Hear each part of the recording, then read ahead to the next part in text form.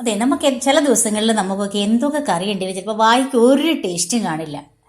ചിക്കനോ മീനോ ഒക്കെ ഉണ്ടാവും, പക്ഷെ എന്നാലും നമുക്ക് ചോറുണ്ണുമ്പോൾ വായിക്കൊരു ടേസ്റ്റ് കിട്ടാത്ത പോലെ, ഒരു വികാരം ഇല്ലാത്ത പോലെ നമുക്ക് തോന്നും. അങ്ങനെയുള്ള സമയത്ത് നമുക്ക് കഴിക്കാൻ പറ്റുന്ന നല്ലൊരു തൊടുകറിയാണ് നമ്മൾ ഇന്ന് വയ്ക്കുക. കേട്ട് ചില്ലി. നമുക്കത് ഉണ്ടാക്കി നോക്കാം.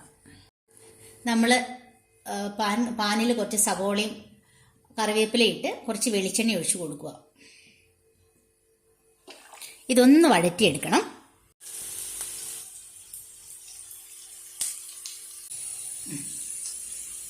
നമ്മുടെ സവോള ഇവിടെ ശരിക്കും നന്നായിട്ട് വഴന്നായിട്ടുണ്ട്. ഇനി നമ്മൾ അതിൻ്റെ കൂട്ടത്തിലേക്ക് നമ്മൾ ചെയ്യാൻ പോകണം നമ്മുടെ ചില്ലി രണ്ടാക്കിയിട്ട് ഇങ്ങനെയൊന്ന് മുറിച്ചിട്ടാട്ടോ ഇടുന്നത്.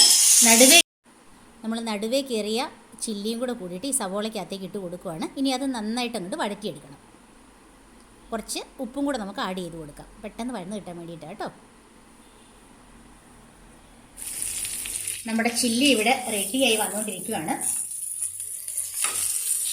കണ്ടോ, നന്നായിട്ട് വഴന്ന് വരുന്നുണ്ട്. സവോളയൊക്കെ നന്നായിട്ട് വഴന്നിട്ടുണ്ട്.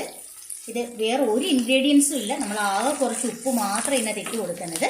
ഇനിയിപ്പോൾ ഇതിനകത്തേക്ക് നമ്മൾ എന്ത് ചെയ്യും, കുറച്ച് മിൽമയുടെ കട്ട തൈരില്ലേ, അത് നമ്മൾ ഡയറക്റ്റായിട്ട് ഒഴിച്ചു കൊടുക്കുക ചെയ്യുന്നത്.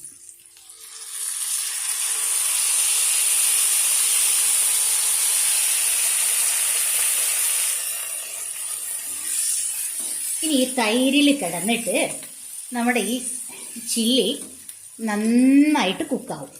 പറ്റി ഈ മുളകിലേക്ക് ഫുള്ള് പിടിച്ച് കഴിയുമ്പോഴേക്കും അതിൻ്റെ പാകം അന്നേരമാണ്. ഇതൊന്ന് ശരിക്കും ഒന്ന് വറ്റണം. ഇത് നല്ല എരിവുണ്ട്, അതുപോലെ തന്നെ നല്ല പുളിയുണ്ട്. ഇത് പതുക്കെ ഒരെണ്ണം എടുത്തിട്ട് നാവിൽ വെച്ചാൽ നമ്മൾ ഒരു കലം കഞ്ഞി ചിലപ്പോൾ കുടിച്ച് കളയും. അപ്പോൾ എല്ലാവരും ഇത് ട്രൈ ചെയ്ത് നോക്കണം. എല്ലാവരും സബ്സ്ക്രൈബ് ചെയ്യണം, ലൈക്ക് ചെയ്യണം, ഷെയർ ചെയ്യണം. Okay, bye. അപ്പോൾ നമ്മുടെ കേട്ട് ചില്ലി ഇവിടെ റെഡി ആയിട്ടുണ്ട്. ഇനി ഇതിനൊപ്പം നമുക്ക് എന്ത് ചെയ്യണം, ഒഴിച്ചു കൂട്ടാൻ വേണ്ടി ആ കട്ട തരി ഞാൻ പാത്രത്തിൽ മാറ്റി വെച്ചിട്ടുണ്ട്. അപ്പോൾ ചോറിൽ ഒഴിച്ചു കൂട്ടാൻ കേടും അതിൻ്റെ കൂടെ കേട്ട് ചില്ലിയും കൂടെ കൂട്ടിയിട്ട് നമുക്ക് ചോറുണ്ണാം.